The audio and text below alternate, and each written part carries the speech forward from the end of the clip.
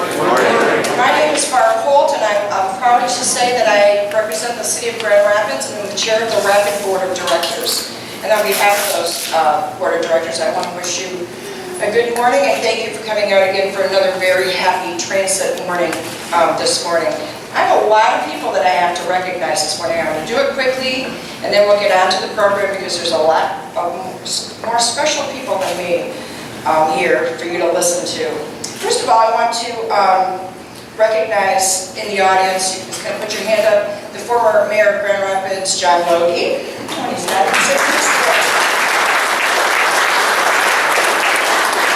former Mayor Mark Heissengut is in the room, way in the back.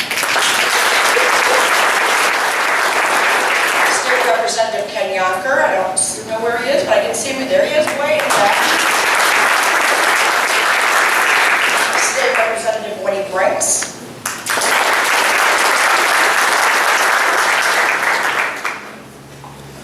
And Congressman Fred Upton, I saw him right in the front. And Senator Mark Jansen, I heard he was here, haven't seen him, there he is in the back. There's so many people here.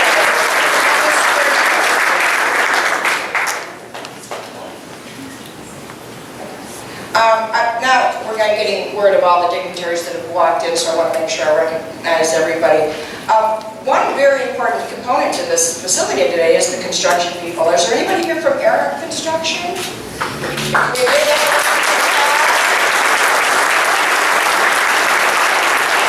about the Bergman people, Bergman and Associates? And finally, Progressive A&E.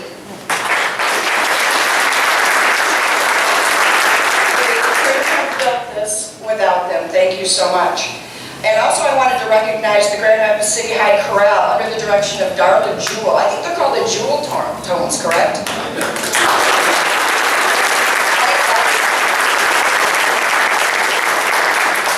And now, as I said, to get on to the meat of the program and to some very important people to give a few words about this exciting time that we're having this morning, I would like to introduce you to always the champion for public transit, the mayor of the city of Grand Rapids, the Honorable George Hartwell.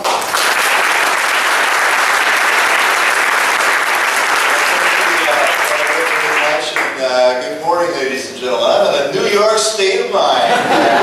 Thank you. Don't you feel that way? This looks a lot like Grand Central Station, doesn't it? Well, maybe not exactly, but it's ours, and it's a vast improvement over what we've had, and I am excited to be here today. The City of Grand Rapids, of course, plays a role in all of this. We work closely with the Rapid. It's also my pleasure to serve as a board member of the Rapid for a number of years, and to see this come to fruition, to see this reality is extraordinary. I remember standing on a cold morning half a dozen or so years ago with Senator Levin over at the other station. We couldn't get inside, it was locked. We had a real nice program outside. Now we're inside, and we're here at a great new station, and I'm very pleased for that. This is the first of many good things to come. What we need to start on now immediately, as long as we got Amtrak in the room, is that second train. We need a full round trip service, 2 trains every day.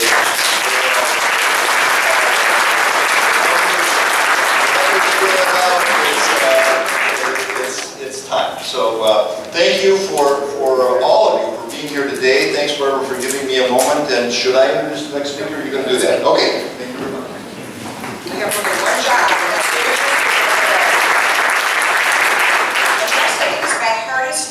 Name pronunciation, and I think I've got it, so I think I can do it. I have to introduce to you the Office of Rail, MDOT Office of Rail, and the Director, Tim Hoeffner.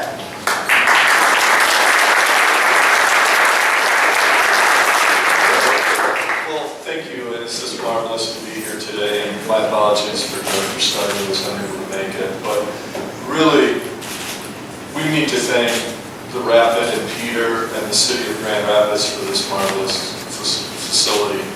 From my standpoint, as far as intercity passenger rail. The stations are the gateways to our communities. And what a marvelous gateway you've now introduced for Grand Rapids after so many years. I remember back when I first started working in passenger rail in the early 90s, Ray Hammaker was one of the folks that originally got the Pere Marquette coalition up and running and going. And he said, you know, this is just a temporary facility and we really need something more permanent and representative of Grand Rapids. And Peter, I think you pulled that off. Thank you very much for all your dedicated staff and hard work and everyone that's worked on this project. It's just a marvelous facility, and we are so glad to be able to have it served by Pere Marquette. Thank you.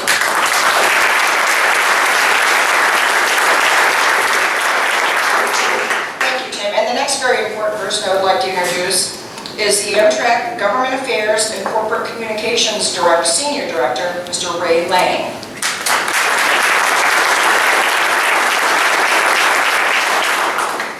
I haven't got up to speak, I'm getting strung out for another train. Thanks very much. I am Ray Lang with Amtrak's Government Affairs Office based in Chicago. It's really wonderful to be here today, it really is. As you would imagine, my role at Amtrak doing state and local government affairs, I get to do this sort of thing on occasion, and it's really is probably the most rewarding part of my job, being able to cut ribbons at new train stations. I really enjoy it at very festive occasions. And I will tell you, I've been all over the country recently cutting ribbons at new stations. Just 2 weeks ago today, I was in Troy cutting the ribbon at that station. Beautiful station. You have something remarkable here, Mary. You really do. You should be very proud of this. And I applaud your vision, the vision of the city for doing this, for getting us out of the old, if you will, the Amtrak, getting us over here by the public transportation network that you have. This is really befitting of the city of Grand Rapids and the wave, the tremendous progress that you've been making in the city. It really is to have this facility here. I'm just really proud that Amtrak can serve this. When I speak at a lot of these events, I refer to train stations really as front doors. You didn't have a great front door, as you pointed out, at the old Amtrak. And now you really do. You have really a great gateway to your community. But train stations really aren't just gateways for cities. They're really gateways for Amtrak and for our passengers. When our passengers arrive at the station, it's really the first impression they have of Amtrak and of train travel in general. And you really, with this station now, and it really sets the tone for their journey. The train station really does. It's the first thing they see and the last thing they see. In many ways, will determine whether or not they're a satisfied passenger or not. So we're really grateful to you. For having done this and given us such a great front door, a great first impression for Amtrak travel for our passengers. And I would love to be able to be here with Tim cutting the ribbon to inaugurate a second daily round trip between here and Chicago. Wouldn't that be wonderful? I will tell you that this really is transformational. What you have going on here really is spectacular. As I said, just two weeks ago, we cut the ribbon in Troy, and a few weeks from now, we'll be cutting the ribbon at a new station in Dearborn, Michigan. Senator, maybe you'll be there at Dearborn too. Last week, on Thursday, my Amtrak colleagues and I were at a place called Englewood on the south side of Chicago. We're cutting the ribbon at a flyover where the railroad track owned by Metro is going to go up and over, now does go up and over the railroad track owned by Norfolk Southern. That flyover eliminated the single biggest congestion point for Amtrak trains in the Midwest when the Englewood flyover was opened. If you take an Amtrak train into Chicago, you know that when you would get to Chicago in sight of the Sears Tower, you'd come to a stop for an unknown reason, and it was because likely you were at the Englewood crossing. Two railroads crossed each other at grade, and the first train there is the first train through. And so you'd stop for a few minutes to let them through. We've eliminated that congestion point now with the flyover. Really, it is a remarkable thing for this service here, that you have here in Grand Rapids, and for all of the Amtrak trains in the state of Michigan to see that come into fruition. So with all of the new trains, with the flyover, with the new equipment that the MDOT has ordered, we really have something transformational happening. I'm really optimistic for the future of the service here. Senator, as you know, the Amtrak funding battle in Washington, D.C. is very difficult every year. You and the congressmen have been wonderful advocates for us. Congressman Upton, I really appreciate the work that you do. Really, on behalf of the 20,000 Amtrak employees, of 32 million Amtrak passengers, thank you for your advocacy and your hard work to support funding for inner-city passenger rail service. It means a lot. Mayor, thank you again for giving Amtrak such a great front door.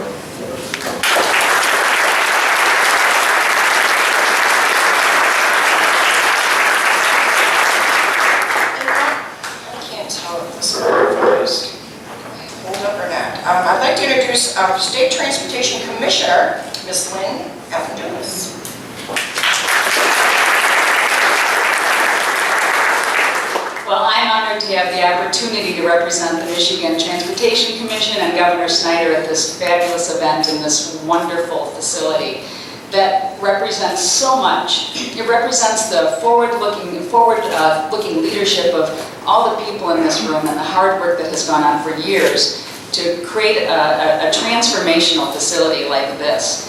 A facility that by function and design is really going to continue the beautiful development and energizing development that's happening here in this area.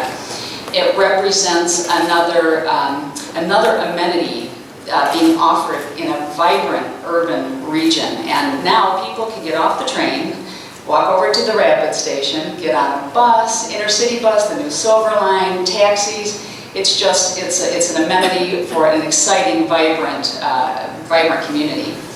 And it honors a man who is respected by the constituents he represented for his integrity, for his leadership, and for the grace and humility and determination with which he led.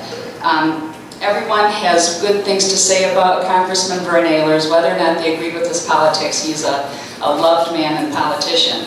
And to have his name on a building in the city's urban area says a lot. It says that we value all he exemplified, we appreciate everything he did, and we hold him dear to our collective heart. So I'm inspired and grateful to all the leaders in this room who made so much happen and created this fabulous facility. Congratulations to the Rapid on yet another success, and thank you on behalf of the Governor and the Michigan Transportation Commission.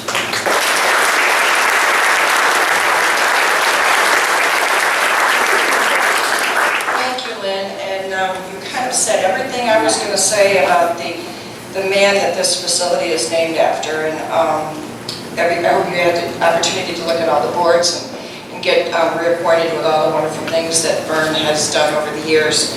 And what I would like to introduce to you right now is Marla Ehlers, that's representing Vern Ehlers' family.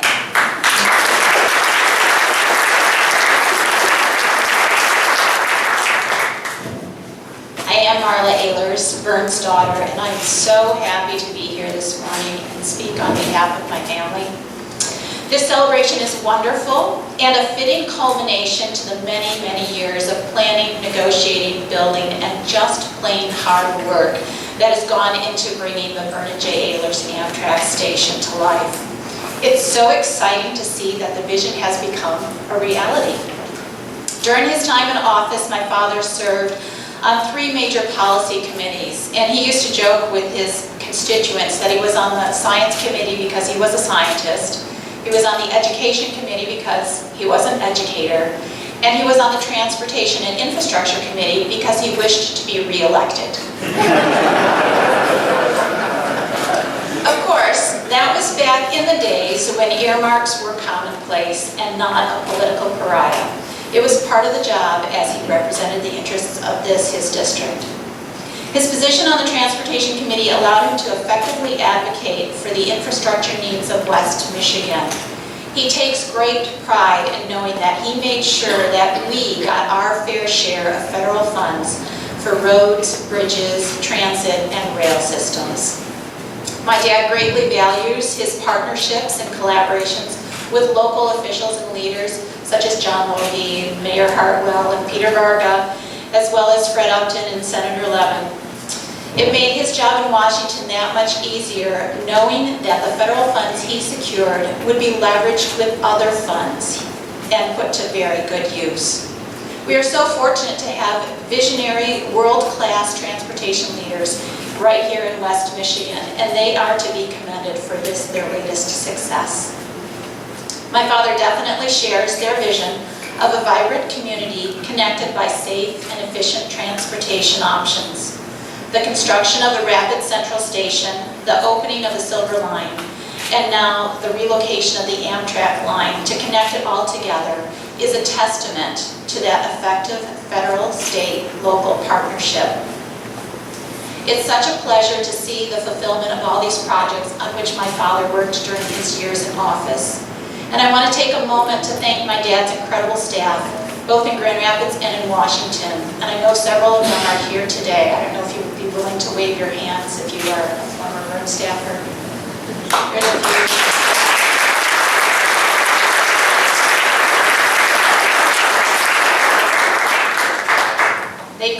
demonstrate the saying that the whole is greater than the sum of its parts. All of them worked so effectively to support these projects. They brought a passion and shared conviction to their work with him, working tirelessly to support initiatives like this. We're all excited to see the continued growth and development that comes from these investments in our community. Although my parents aren't able to be here this morning, they are thrilled about this station and thoroughly enjoyed a private tour of it a few weeks ago. On behalf of my father and the rest of my family, I want to thank Peter Varga and all the Transit Committee for naming the station after my dad. It is an incredible honor to join the list of other West Michigan transit hubs, the Gerald R. Ford Airport, the Paul B. Henry Expressway, and now the Vern J. Ehlers Amtrak Station. We are deeply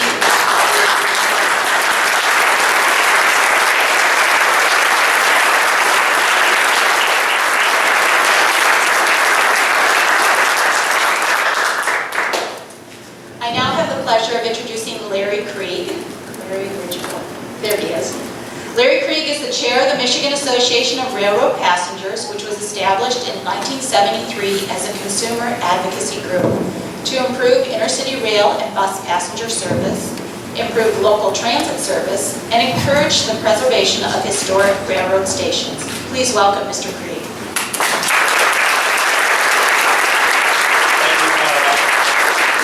What a great honor, and we're especially honored to have Congressman Levin here today. And as you know, the vision that we have for better transportation in Michigan is made reality by the federal funds that come through to us.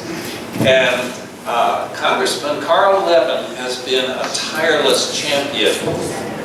Senator Levin has been a tireless champion for transportation. Now, when Michigan Association of Railroad Passengers was founded, Senator Levin was president of the Detroit City Council. And we had a very important task, a number of important tasks, one of which was to get a train running between Grand Rapids and Chicago. Now, when that came to fruition, Senator Levin came to be on the first train that ran in 1984. And not only was he there, but by chance, he happened to collect first day of issue covers for from each of the stations that the Pere Marquette stopped at.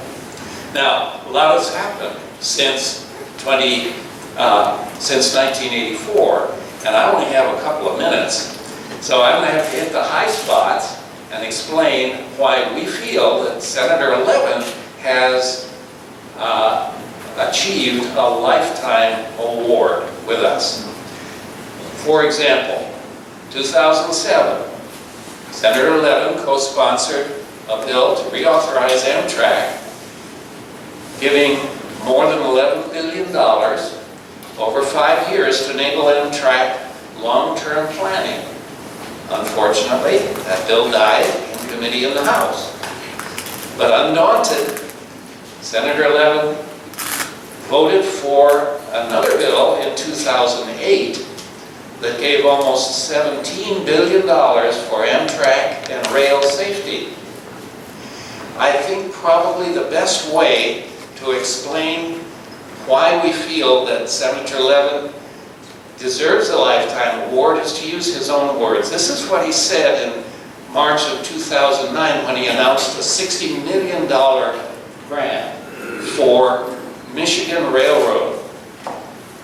He said, improving our mass transit systems will yield dividends for our economy by efficiently transporting people and goods, and for our environment by cutting down on the energy we use every day. So Senator Levin gets it. He understands the importance of this. So it is a great honor to present Senator Levin with an award for lifetime achievement, not only from the Michigan Association of Railroad Passengers, but from all the passengers of rail and public transportation in Michigan that enjoy the better transportation that you have made possible for us.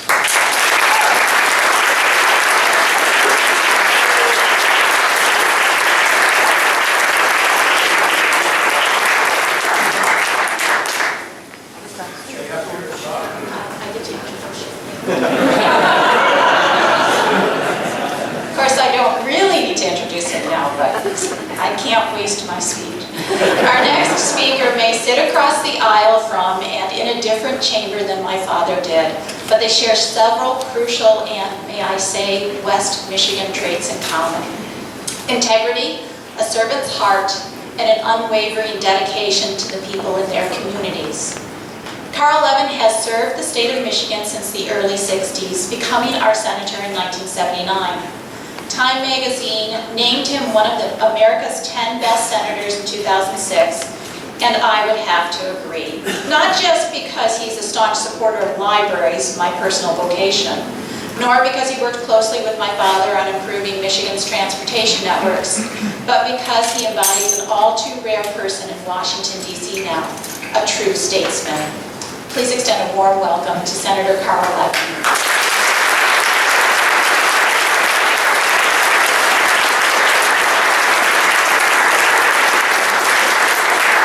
Marla, thank you so much for the kind words. I'm glad I sat down so I could hear that introduction. And please pass along our best wishes to your family. Larry, where'd you disappear to? Thank you for this award. I checked to see if the trains are running on time. They are running on time. The clock that you gave me is perfect. And it's a great symbol. Thank you. My love for the railroads. My dad worked actually selling candy on a railroad. I just didn't think of this until this moment. But my dad was raised in London, Ontario, where he and his brother sold candy on the train between London and Port Huron. And that's the way they raised a few dollars for their very large family. Great to be here with Fred Upton, a colleague in the House. Don't worry about calling a senator a congressman. It's not taps, first of all, it's accurate.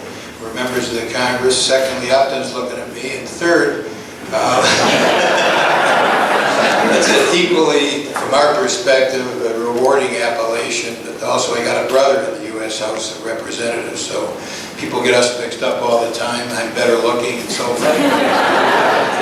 Anyway, thank you for this wonderful award. And today we're celebrating one more step, creating the high-quality passenger rail system that Michigan and the nation need.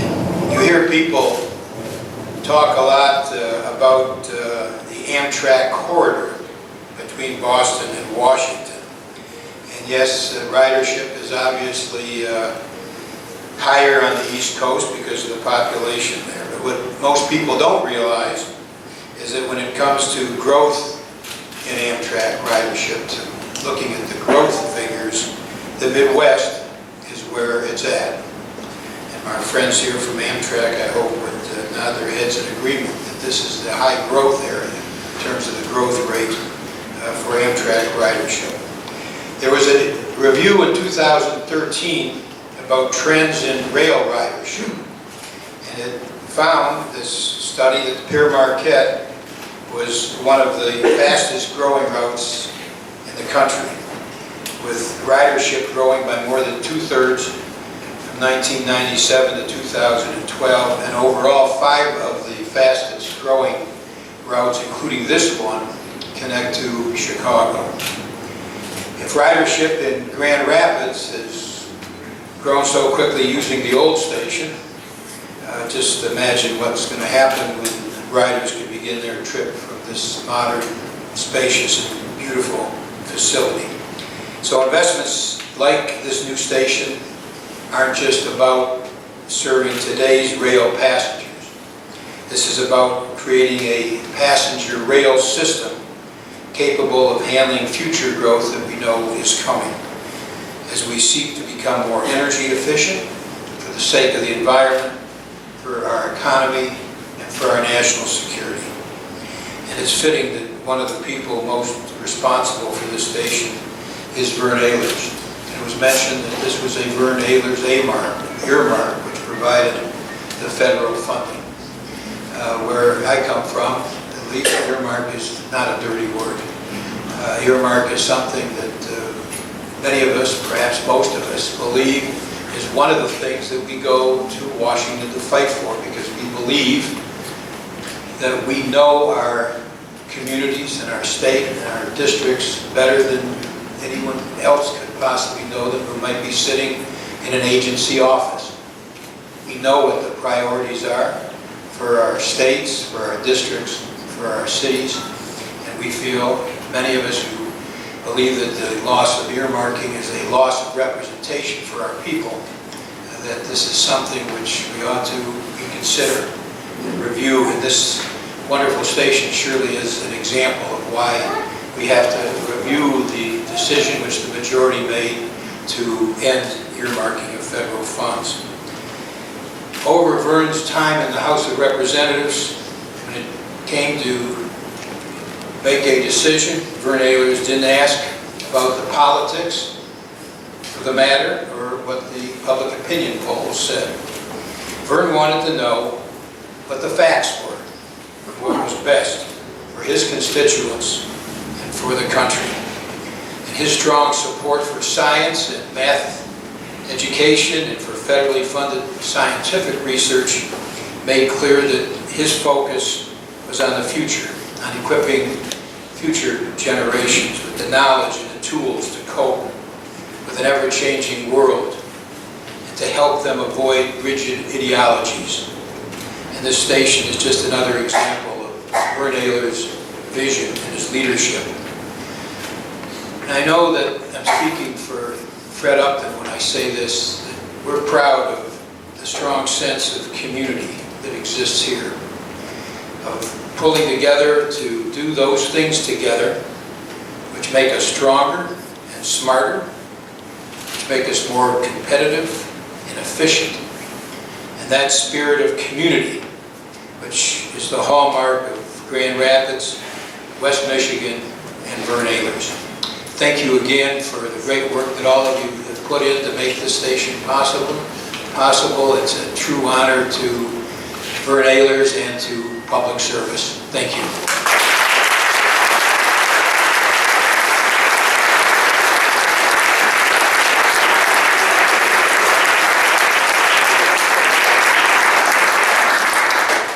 Thank you, Senator, once again for being with us here this morning. And Marla, I hope that you can somehow incorporate all the love and affection and admiration that's in this room today and bring it home to your family, and so that both your mom and your dad understand how this community feels about that.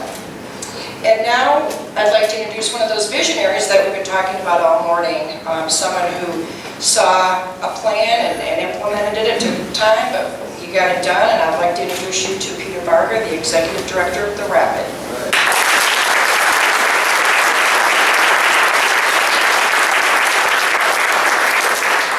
Thank you very much, Barb.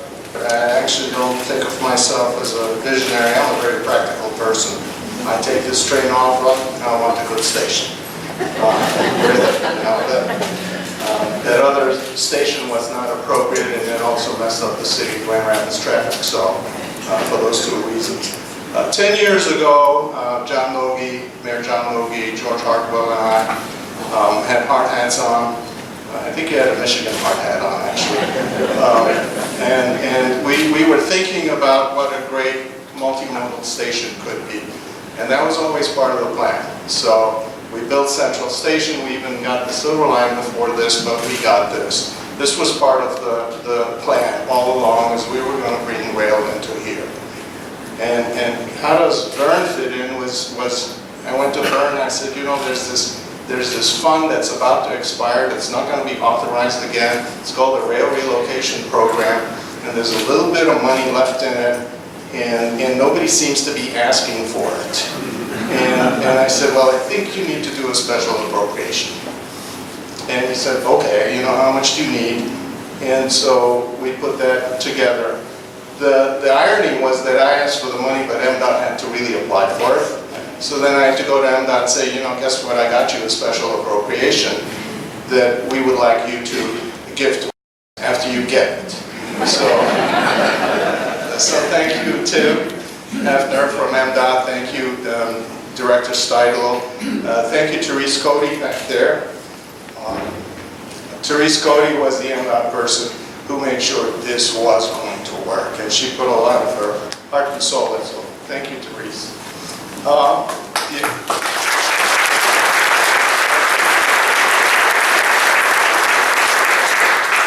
She's kind of buried in the crowd back there, but you can take credit for it, Therese. I also want to talk a little about Vern, because this was a little special appropriation. Vern used to do a lot of special appropriations. Carl calls them earmarks. I always call them special appropriations. What was the purpose? And Vern one day would ask me, well, how much did I help you really with all the stuff that I did? And Vern, I said, I stopped counting when it was more than $100 million. And it was, because it was buses, it was Central Station, it was this project. And he was always willing to help do the extra work. The amazing combination of it is the bipartisan nature of the work. Vern would not stop there. Vern would make sure that Carl Levin's staff, Deputy Stavinoff staff knew what he was doing and got support for it, back and forth, and when they wanted to do some things, he also supported them. That's the unique nature of what Vern was like as a congressman. He was actually able to pull different people together to make sure his objectives worked. So I do have a gift for Vern. I know he likes to wear caps, and I have my Amtrak cap, which I'm giving to Vern.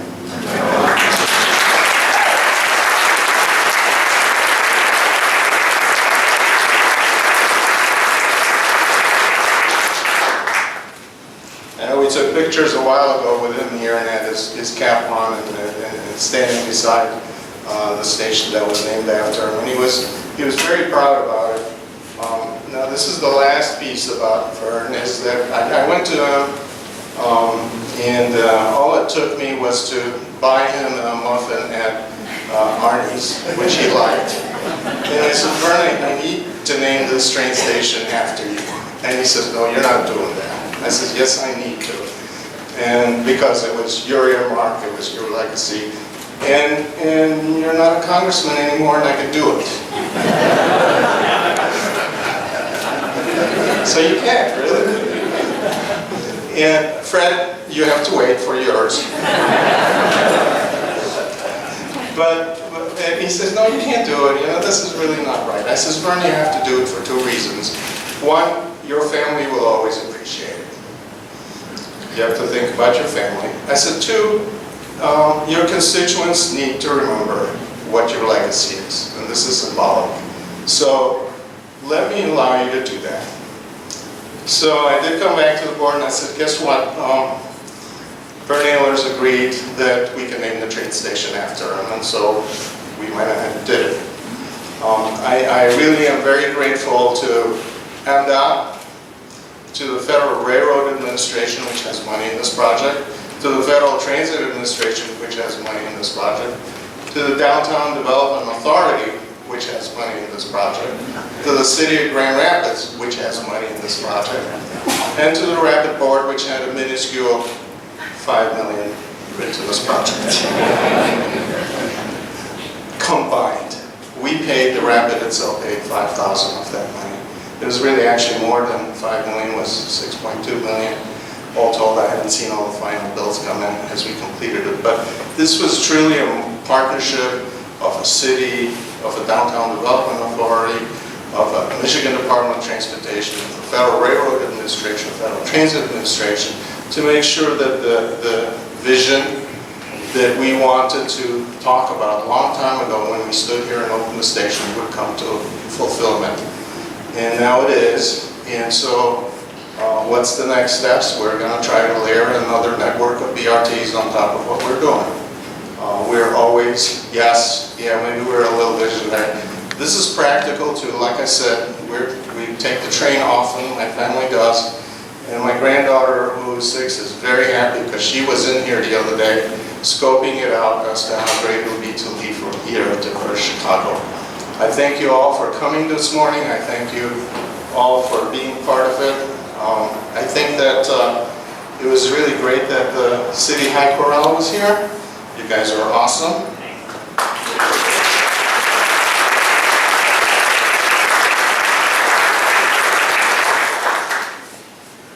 Now, you will sing soon, right? You will sing America the Beautiful as we go out to cut the ribbon. So thank you. And then as we go out, remember Amtrak loves to see you, America.